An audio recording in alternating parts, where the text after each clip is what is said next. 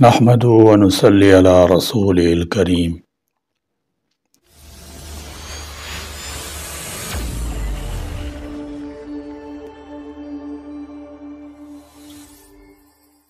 آمنت باللہ و ملائکتہ و کتبہ، میں ایمان لایا اللہ تعالیٰ پر اور اس کے فرشتوں پر اور اس کی کتابوں پر۔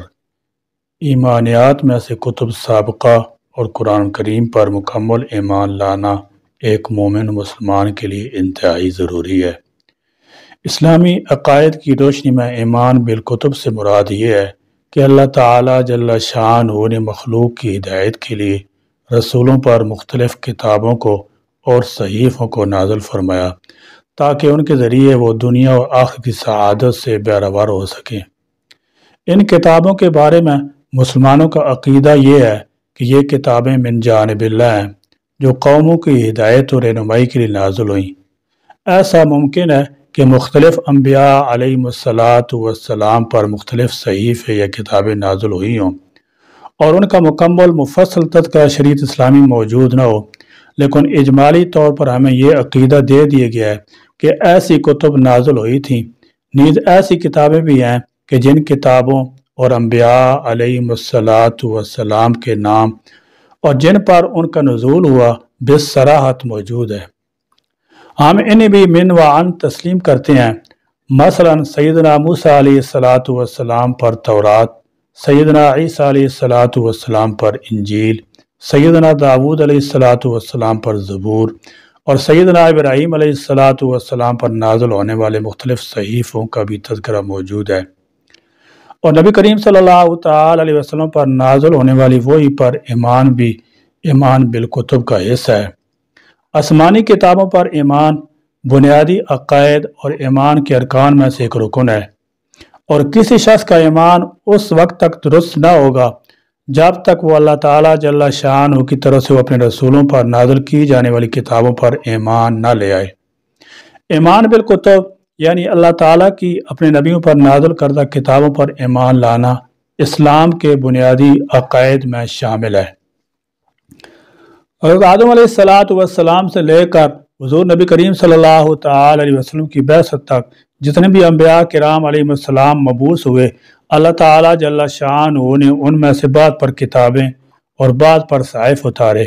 ان تمام صحیفوں اور کتابوں یعنی ان کے منزل من اللہ ہونے پر ایمان لانا ایمان بالکتب ہے۔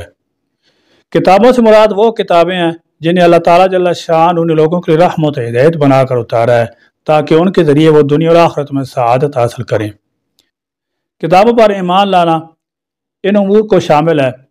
پہلا، اس بات کی تصدیق اور اقرار کرنا کہ یہ تمام کتب اللہ کی طرف سے واضح اور حق اور روشن ہدایت کے ساتھ اپنے رسولوں پر نازل کی گئی ہیں، اور یہ اللہ ہی کا کلام ہے، اللہ کے سوا کسی اور کا کلام نہیں۔ اللہ تعالیٰ نے جیسے چاہا اور جس طرح ارادہ کیا ان کے ذریعے حقیقتاً کلام کیا، اور یہ کہ برحق اور سچی کتابیں ہیں، اور اس میں ان لوگوں کے لیے ہدایت، روشنی اور کفایت بے نیازی ہے جس کی طرف سے یہ نازل کی گئی ہیں۔ دوسرا، قرآن مجید میں وارد ہر چیز کی اور غیر تحریف شدہ گزشتہ آسمانی کتابوں موجود شرعی احکام، عقائد، واقعات اور قصص کی تصدیق کرنا، اور یہ کہ تمام کتابیں ایک دوسرے کی تصدیق کرتی ہیں۔ پچھلی کتابوں میں سے بعض کا بعض کے ذریعے منسوخ ہونا برحق ہے، جیسے تورات کے بعد احکام کو منسوخ کیا گیا اور قرآن کریم کی بعض آیات کے دوسرے آیات سے منسوخ ہونا برحق ہے۔ تیسرا، اللہ تعالیٰ نے اپنے جن کتابوں کا نام لیا ہے ان پر ایمان لانا۔ قرآن میں ان سب سے افضل اور آخری اور گزشتہ سب کتابوں کی تصدیق کرنے والا ہے۔ اس کی اتباع اور اس کے احکام کی بجاوری، اس کا حق ادا کرنا، اس کو ماننا، اس کا دفاع کرنا، اس کی تلاوت کرنا اور اس میں غور و فکر کرنا پوری امت پر واجب ہے۔ قرآن مجید اللہ تعالیٰ کی آخری اور افضل اکمل کتاب ہے جو اس نے سیدنا محمد مصطفیٰ صلی اللہ تعالی علیہ وسلم پر نازل فرمائی۔ رسول اللہ صلی اللہ تعالی علیہ وسلم کے علاوہ خدا تعالیٰ نے کتاب بھی بھیجی ہے، وہ جنتر منتر کی کوئی کتاب نہیں ہے۔ غیر مسلم بھی مانتے ہیں کہ یہ آسمان کے نیچے ان کتابوں میں سے ہے جن سے دنیا میں انقلاب عظیم برپا ہوا ہے۔ حقیقت یہ ہے کہ اس نے سب سے بڑا اور سب سے زیادہ صالح انقلاب برپا کیا۔ یہ قوموں کے لیے عروج زوال کا پیمانہ بن کر نازل ہوئی ہے۔ اس نے دیکھتے ہی دیکھتے عرب کی گئی گزری قوم کو دنیا کی قوموں کا امام بنا دیا اور دوسری تمام بڑی بڑی قوموں کے فاسد تمدنوں کو جڑ سے اکھاڑ پھینکا۔ اس نے اونٹ چرانے والوں کے ہاتھوں سے اونٹوں کی نکیل لے لی اور قوموں کی قیادت کی باغ دوڑ ان کے ہاتھوں میں دے دی، اور انہی اونٹ چرانے والوں میں اس کے فیض سے ایسے ایسے لوگ پیدا ہوئے کہ پوری انسانیت کی تاریخ ان کے ناموں سے روشن ہے۔ یہ کتاب ہماری زندگی کے ہر گوشے کے لیے ہدایت بنا کر بھیجی گئی ہے۔ یہ فرمان الہی ہے، واجب الاطاعت ہے، اس میں شک اور تفریق کی گنجائش نہیں۔ کوئی مسلمان جان بوجھ کر اور ٹھنڈے دل سے اس سے منحرف ہو کر اپنے تئیں مسلمان نہیں باقی رکھ سکتا۔ جب تک اس کے دم میں دم ہے وہ اس پر جمع رہے گا۔ اگر جہالت کی وجہ سے اس سے بھٹک جائے گا تو ہوش آنے کے بعد اس کی طرف لوٹے گا، اور اگر اس سے زبردستی اس کو دور کر دیا جائے گا تو یہ دوری ایسی ہوگی جیسے ایک مچھلی کی دوری تالاب سے ہے۔ وہ بہر صورت اس سے علیحدگی پر کبھی راضی نہیں ہو سکتا، اگرچہ اس کا سر تن سے جدا ہو جائے، اگرچہ اس میں اسے سب کچھ کھو دینا پڑے۔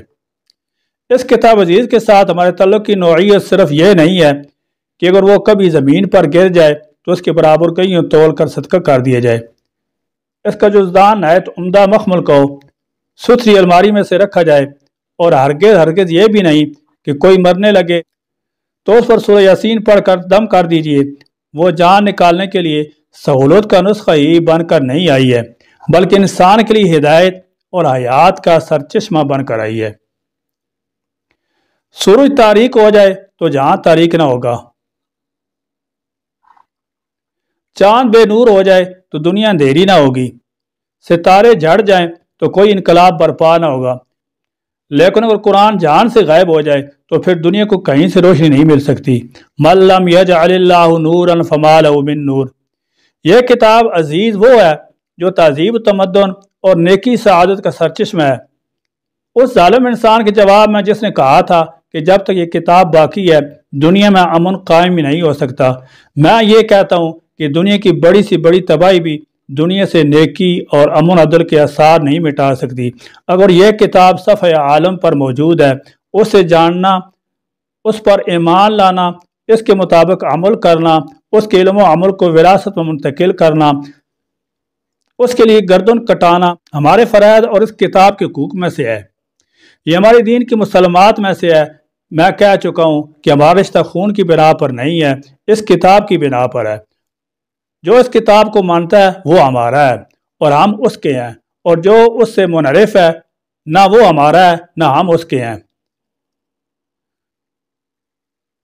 نخلع ونترک من یفترک۔ ہمارے سکولوں اور مدرسوں کے امتحان میں کچھ سوالات اختیاری بھی ہوتے ہیں، لیکن قرآن میں کوئی ایسی چیز نہیں ہے جو اختیاری ہو۔ ہم کو پورا قرآن ماننا پڑے گا۔ اس کی ایک چیز کا انکار سب کا انکار ہے، خواہ وہ چھوٹی سے چھوٹی کیوں نہ ہو۔ خداوند تعالیٰ ہمارا محتاج نہیں کہ ہم جتنی بھی اس کی اطاعت کریں اتنی ہی پر راضی ہو جائے کہ چلو اگر یہ 100% مطیع نہیں ہے تو ان سے 50% ہی قبول کر لو۔ نہیں، بلکہ رسول اللہ صلی اللہ تعالیٰ علیہ وسلم حکم ملا ہے کہ پوری کا پورا قرآن پیش کریں، جسے لینا ہے اسے پورا لے ورنہ پورا چھوڑ دے۔ آپ کو معلوم ہے کہ اہل مکہ نے کس چیز کا انکار کیا تھا؟ صرف زکوٰۃ ہی کا تو کیا تھا۔ صحابہ کی مجلس میں معاملہ پیش ہوا تو سیدنا ابو بکر رضی اللہ تعالی عنہ نے فرمایا کہ اگر انہوں نے ایک بکری کا بچہ بھی دینے سے انکار کیا تو میں ان سے جہاد کروں گا، اور اگر اور کوئی تیار نہ ہوگا تو میں تنہا تلوار لے کر نکلوں گا۔ سب صحابہ کرام نے ان سے اتفاق کیا۔